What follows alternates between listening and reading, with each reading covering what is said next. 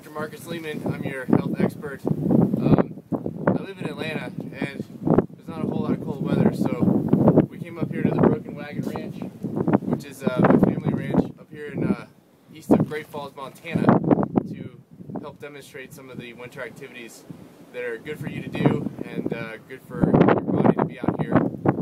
Although without a hat, it's probably not the best thing to do for now. So let's go inside.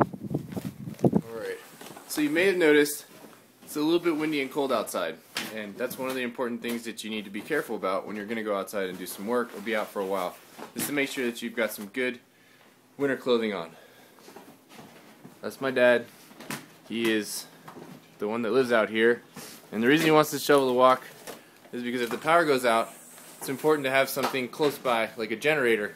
You can't really get the generator from the bunkhouse, which is way over here, all the way over to the house where it would be useful if you don't have the porch shoveled. Okay, so I've got a great winter coat on. I've got some boots, which are going to keep my feet dry. And then, most people probably know this at this point, but you actually lose a substantial amount of heat from the top of your head. And the reason for that is that you have a lot of blood vessels that go through the scalp. You got to keep your noggin warm. The fact that you can't put something on your head completely like a coat is because you got to be able to see, smell, talk, and struggle to get your hat on. Alright, so now we're all set. The last thing I'm going to need is a shovel, and I'm going to need some gloves for my hands so my fingers stay warm. Things to know about shovels. Now, I'm 6'2", 200 pounds, so a shovel like this works very well for me. It's also a pretty good height, but we have another shovel over here that's an even better height. So it comes up to my chest, which is comfortable for me, and because of the bend that it has, I don't have to bend over quite so much, which means I'm going to put less strain on my back and on the muscles that I may not use very often because, like I said, in Atlanta, Georgia, we don't do a lot of shoveling. Or snow shoveling in that case. Okay, so that's our project right there. We've got to get this snow off of this deck. This is my dad. He lives here, and he needs the deck clean because he's got to put a generator there in case the power goes out. So you don't want to be doing this in the middle of a storm. You want to prevent that issue and get it taken care of early. So I'm fully clothed, ready to go. I got my shovel, and so the first thing I would do if I was a novice would be to grab the biggest pile of snow I could and try and shovel it over the side. The problem with that is that it's going to hurt my back. It's going to cause a lot of strain on my shoulders and my arms. If you're an older person and you haven't been doing much but sitting on the couch because it's so freaking cold out here, that's going to be a big problem too because your heart's going to start beating really quick. Sometimes that's too fast for you if you haven't been doing much exercise. So you got to be really careful about getting right into it. The best thing to do is to take the snow and just scrape it down. That way you're not lifting heavy loads and you're able to do things with your legs. Walk backwards. Apparently my dad hasn't done this in a while, which is why this is so icy. But I'm breaking it up and I'm going to slide it back forward. So the last thing we're going to do is take advantage of the slope. There's a gradual hill here.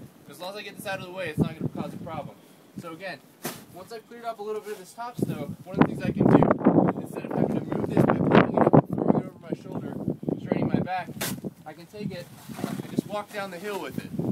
Doing this prevents me from having to do too much work. And again, I'm trading up a little bit of the muscle work. I'm putting some onto my legs, less onto my back and onto my shoulders. And with that, I'll finish this up shortly and go back inside. Alright, that's good. Alright, well, after 31 years, I'm still doing chores for my dad, but I can proudly say we've successfully shoveled the walk. So, let's get on inside and warm up. Alrighty. So, a couple of things to remember now that you've finished up are the fact that your nose is running like mine. I look like a water fountain.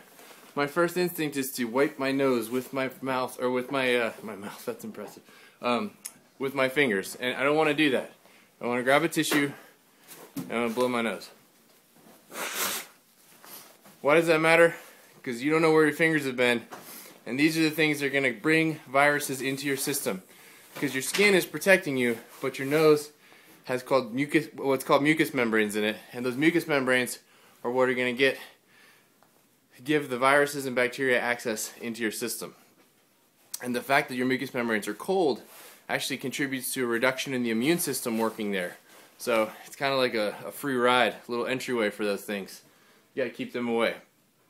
So that's about it. Those are all my pieces of advice for shoveling safely through the winter.